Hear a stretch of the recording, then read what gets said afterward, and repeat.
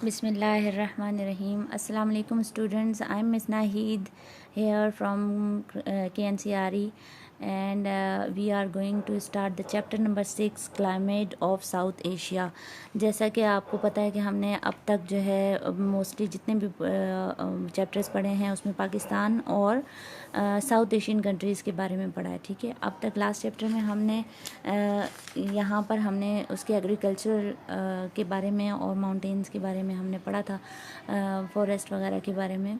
अब हम इसमें क्लाइमेट के बारे में पढ़ेंगे, और इससे पहले हम क्लाइमेट की डेफिनेशन और क्लाइमेट के बारे में हम पढ़ चुके हैं, वेदर के बारे में पढ़ चुके हैं, इसलिए इसको मज़ीद जो है वो समझने में आसानी होगी। ठीक है, सबसे पहले तो ये कि क्लाइमेट क्यों ज़रूरी है और हम इसको पढ़ क्यों रहे हैं, उसकी एक तरह से इंपॉर्टेंस देख लें कि climate has a direct impact on the environment of a country.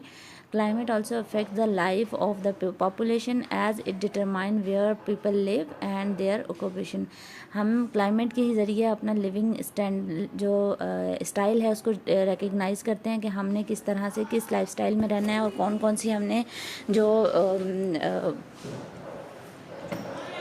Life style जो है वो हमने अडॉप्ट करना है। ठीक है, हमने कौन कौन सी जो चीज़ें हैं वो अडॉप्ट करनी है और हमने किस किस्म का खाने पीने का या पहनने ओढ़ने की चीज़ें किस तरह से इस्तेमाल करनी है। अगर टेम्परेचर हॉट है तो हमने ऑब्वियसली हमारा वेदर और लिविंग स्टाइल जो है वो चेंज होगा, और हमारा जो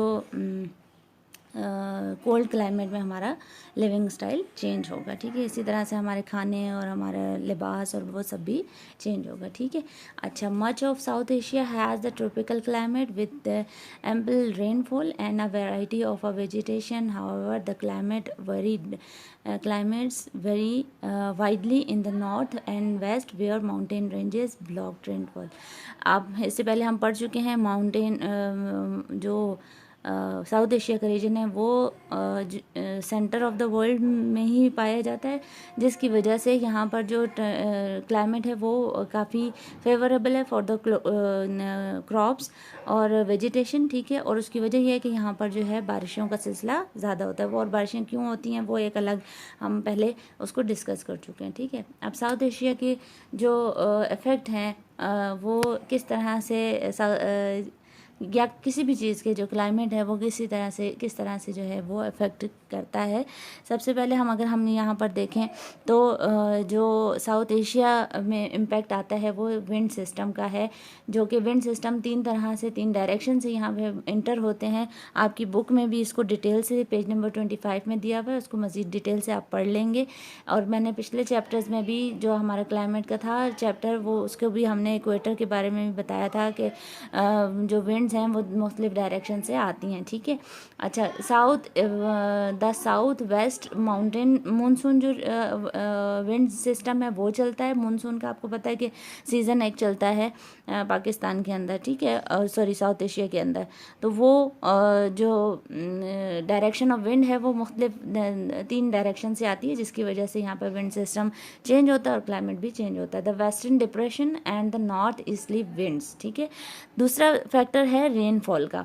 जैसा कि मैंने पहले बताया कि इस रीजन में रेनफॉल काफ़ी अबंडेंट क्वांटिटी में होती है, यानी अच्छी मिकदार में यहाँ पर रेनफॉल होती है, और वो भी क्लाइमेट को आपको जो है सूटेबल और फेवरेबल बनाने में काम आता है। और उसी के हिसाब से हम एग्रीकल्चरल क्रॉप भी, इसी वजह से ये जो रीजन है ये एग्रीकल्चरल रीजन भी, हमने लास्ट चैप्टर में तमाम कंट्रीज़ के बारे में पढ़ा था कि मोस्टली कंट्रीज़ जो हैं वो एग्रीकल्चरल लैंड रखते हैं। ठीक है, और उसका रीज़न यही है कि वहाँ का जो क्लाइमेट है वो उसके लिए फेवरेबल एंड सूटेबल होता है। कुछ अच्छी चीज़ों के साथ साथ कुछ थोड़ी सी नुकसानदेह चीज़ें भी हैं। जैसे साइक्लोन का हमने पूरा चैप्टर पढ़ा था, साइक्लोन किस तरह से डेंजरस होते हैं और किस तरह से इस रीजन को, स्पेशली बांग्लादेश और इंडिया के जो रीजन हैं वो साइक्लोन को किस तरह से अफेक्ट करते हैं, ये भी हमने पढ़ा था। उसके बारे में भी आपकी बुक में डिटेल में है, अगेन आप उसको पढ़ लीजिएगा। ठीक है, अच्छा, उसके बाद thunder and the dust storm. Thunder and the dust storm जो है, dust storm and thunder storm, हमने जब साइक्लोन का पढ़ा था तो थंडर स्टॉर्म को भी एक्सप्लेन किया था था, और डस्ट स्टॉर्म को भी किया था कि जब वो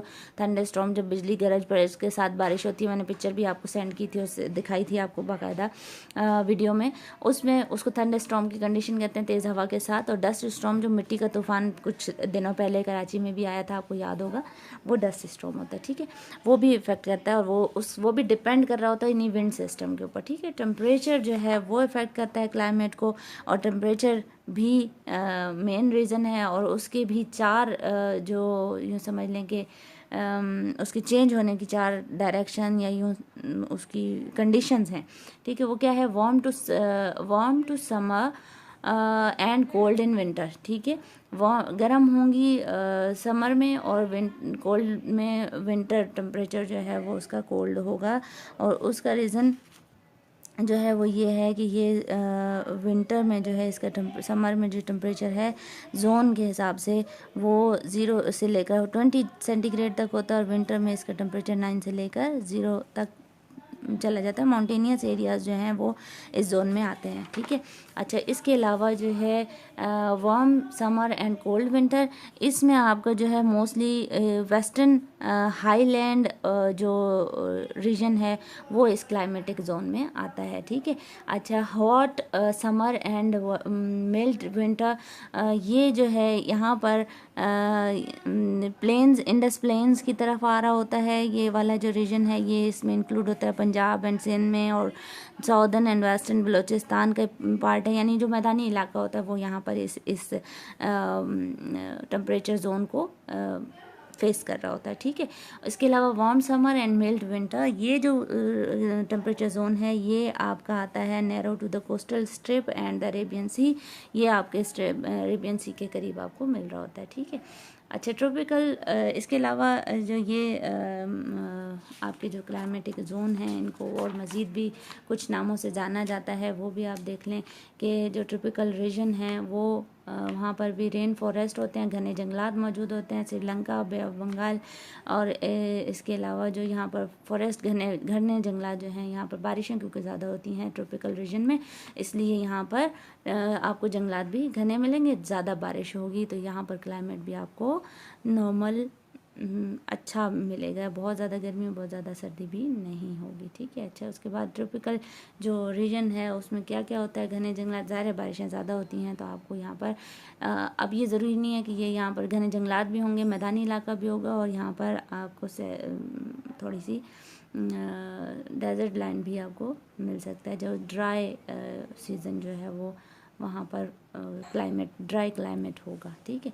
अच्छा, mid latitude and highland region, mid latitude, जो लैटिट्यूड हमने लाइंस आपको पता है इमेजिनरी लाइंस होती हैं, वहाँ पर क्या हुआ, हम जो हिमालय की जो माउंटेन रेंज है वो नॉर्थ की तरफ से इन विंड्स को ब्लॉक करती है, जिसकी वजह से साउथ हिमालय जो है उसका जो टेम्परेचर है वो थोड़ा सा बहुत ज़्यादा कोल्ड नहीं रहता, वो थोड़ा सा हमिड हो जाता है, ठीक है, एनवायरनमेंट हो जाता है। अच्छा, इसी तरह अगर आप जैसे नॉर्थ की तरफ आप चलना शुरू हो जाएंगे तो आपको ये ट्रीज़ और फॉरेस्ट और जंगलात घने ये आपको मिलना शुरू हो जाएंगे। हाईलैंड रीजन्स जो हैं जहाँ पर माउंटेन वैलीज़ होते हैं, वो कुछ एरियाज़ जो हैं वो उसके बर्फ़ से जो ढकी हुई होती हैं, स्नो, वहाँ पर ऑब्वियसली इस किस्म की जगह पर हमने पहले भी पिछले चैप्टर्स में पढ़ा था कि हाइट पे होंगे तो ऑब्वियसली वहाँ पर टेम्परेचर क्या होगा, लो होगा, तो क्लाइमेट भी वहाँ पर कोल्ड होगा, ठीक है। अच्छा, ड्राई रीजन, ड्राई रीजन में कौन सा रीजन आता है, डेजर्ट वाला एरिया है, आपको पता है कि वो हमने उसके बारे में भी पढ़ा था कि जो फिजिकल फीचर्स में हमने पढ़ा था कि ऐसे स्क्रैब लैंड या डेजर्ट जो है वो वहाँ पर जो क्लाइमेट है वो कैसा होगा, ऑब्वियसली हॉट होगा, ठीक है। तो वो वेस्ट, नॉर्थ वेस्ट में जो है ये डेजर्ट जो है वो मौजूद है मोस्टली, और यहाँ पर आपको क्लाइमेट हॉट मिलेगा, ठीक है। जैसे यहाँ पर पिक्चर में भी आपको दिखाया, ड्राई रीजन कौन सा होगा, जो डेजर्ट रीजन होगा, ठीक है। सीजनल वेदर पैटर्न जो है वो डिज़ास्टर्स भी लेके आते हैं, ठीक है, अच्छी चीज़ें भी लेके आते हैं, क्रॉप के लिए पानी है अवेलेबल होता है, बारिशें अच्छी होती हैं, ज़मीन ज़रख़ेज़ होती है, बहुत सारी चीज़ें अच्छी होती हैं, बट जो ये सीजनल रेंज हैं ये अपने साथ मुख्तलिफ़ किस्म के डिज़ास्टर्स भी लेके आते हैं, जैसा कि आपको दिखाया हुआ है। ज़्यादा एक्सट्रीम कंडीशन में हमने ये साइक्लोन वाले चैप्टर में भी डिस्कस किया था, ठीक है। जैसे मानसून रेंज जो हैं वो फॉर्म होती हैं, वाटर साइकिल बनता है, ठीक है, और clouds form over the mountains, और माउंटेन में जाके ये स्नो में तब्दील हो जाते हैं, ठीक है। अच्छा, नेचुरल डिज़ास्टर में क्या है, as warm air from the south mixed with dry cold air, क्या होगा वो ऑब्वियसली सर्कल में बनेगा, हमने साइक्लोन में डिस्कस किया था। और फिर ये साइक्लोन डिज़ास्टर इस किस्म की डिज़ास्टर्स का बाइस बन जाएगा। इसके अलावा सुनामी की एक वजह जो साइक्लोन है वो तो हैं, एयर डायरेक्शन ऑफ विंड भी है और एयर प्रेशर भी है, वो सब कुछ भी है। लेकिन इस किस्म की जो आपको पिक्चर साइड पे 3-4 पिक्चर एक से जैसी नज़र आ रही हैं, ये ज़मीन के नीचे, अर्थ के नीचे कुछ प्लेट्स होती हैं। इनकी मूवमेंट की वजह से जब ये मूव करती हैं एवरी ईयर कुछ सेंटीमीटर मूव करती हैं, ठीक है। इनकी मूवमेंट की वजह से जो ऊपर पानी होता है, सुनामी आता है उसमें सी ओशंस में, ठीक है। तो ये जब मूव करती हैं प्लेट्स, तो जो ऊपर जो सी का सरफेस है उसका पानी जो है वो काफ़ी बुलंदी पर जाता है और इस किस्म के डिज़ास्टर्स का बाइस बनता है जो दिखाया हुआ है, ठीक है। Thank you so much. आपने होम टास्क आपका है क्वेश्चन नंबर 1 से लेकर 4 तक, आपने पेज नंबर 28 पे आपके क्वेश्चंस हैं, उनको आंसर करना है। और बेस्ट ऑफ लक, इंशाल्लाह आपको जब आप चैप्टर रीड करेंगे और वीडियो देखेंगे तो बहुत सारी चीज़ों की कन्फ्यूजन दूर हो जाएगी। थैंक यू सो मच, अल्लाह हाफिज़। विल इंशाल्लाह in the next class we will discuss about the main crops of South Asia. अल्लाह हाफिज़।